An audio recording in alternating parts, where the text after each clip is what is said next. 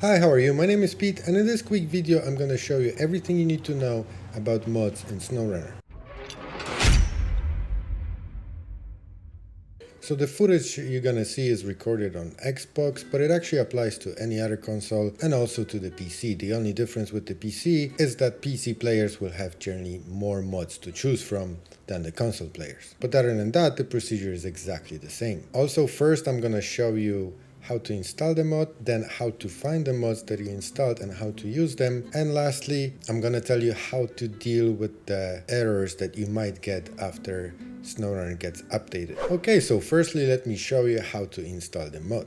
So to install the mods, you need to go into your main menu and then go into the mod browser. And here you have a list of all the available mods on your platform. Now, as you can see in the bottom right hand corner, you also have an option to sort and filter the mods. So it's easier for you to find exactly what it is that you're looking for. Another thing worth paying attention to is the amount of free space on your disk, which in case of console players is actually limited by the game. So it doesn't matter how much of a free space you have on your console, the game limits the amount of mods you can install. So in the case of this Yeti track here, it takes 706 megabytes out of 4000 megabytes available. So keep that in mind. In case you go over that limit, you're probably gonna have to delete some of the mods you previously installed. So let's say you want to download that Yeti track over here. So if you look at the bottom right hand corner of your screen, you will see the option to subscribe. That actually means that you want to download this mod.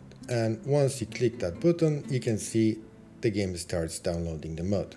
Once mod is downloaded, you will get that message on your screen, but the mod is not actually active yet. If you look at the bottom right hand corner of the screen, you will see that the slider is in the off position, which means that the mod isn't activated yet. So to enable the mod, you need to press this button, as you can see on the bottom of the screen. And once you enable the mod is activated and you're able to enjoy the track in your game. Now, to find the downloaded track in your game, obviously you have to go back to your game. And once you're in your game, you need to go to the track store. Now you're gonna have a long list of all the available tracks in the game here, but if you look at the bottom of the screen, there's an option to sort it out just by showing you the modded tracks only. So if you use that option, you can see only modded tracks on this list. And this is the Yeti track that I just downloaded.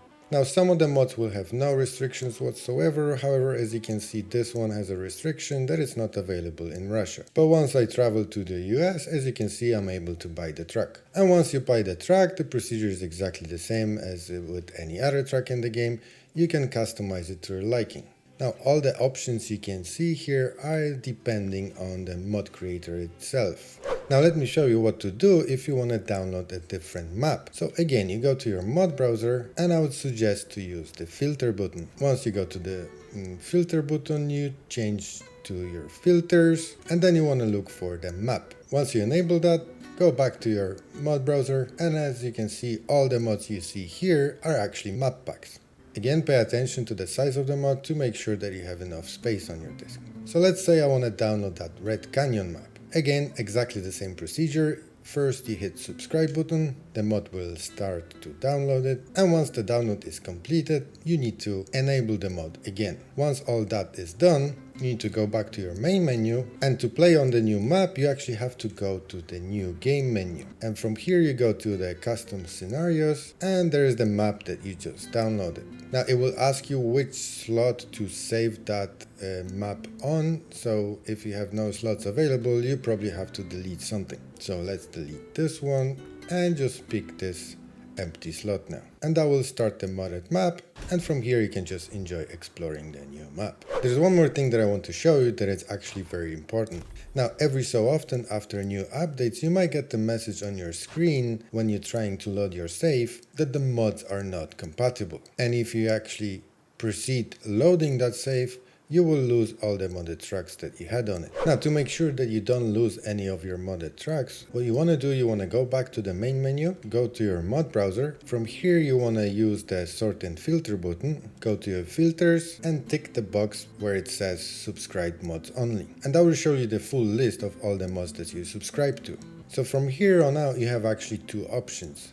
What I normally do, and it usually works, is just disable and enable it back again, and do that for every single mod that you have.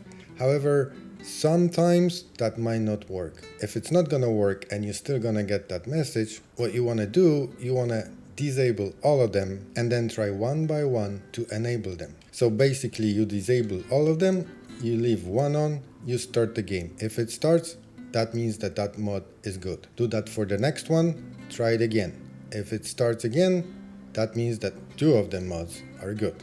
And so on until you find a mod that causes you problems. Now, when you found a mod that causes you problems, let's say the Yeti track will give you problems, what you want to do, you want to disable it and then you want to unsubscribe.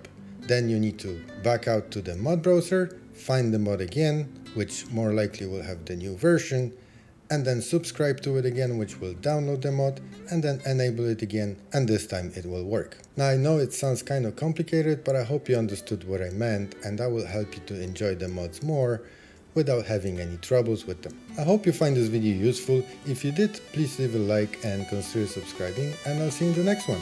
Thank you.